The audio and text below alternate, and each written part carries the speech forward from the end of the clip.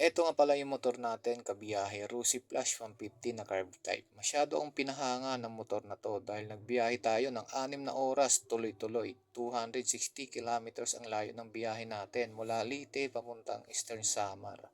Nagumpisa kami bumiyahe alas 4 madaling araw dito sa Barangay Ugbon. At higit 1 oras nakarating kami sa Tacloban. Narating namin itong isa sa pinakamaganda at pinakamahabang tulay, ang San Juanico Bridge.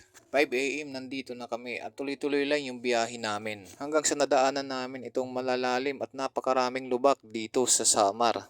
Napalaban din si Rosie natin dito sa napakalalim na baha dito sa Eastern Samar. Nagmistulang speedboat at may nakasalubong nga tayong nakabangka dahil sa sobrang lalim ng baha dito. Di ko alam kung anong barangay to pero sobrang lalim talaga ng baha na to dahil gilid to ng ilog.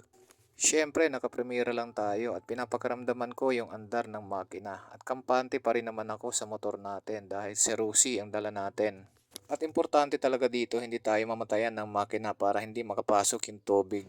At sa wakas kabiyahe, pagkalipas ng 6 na oras ay narating namin itong municipality ng Canabid.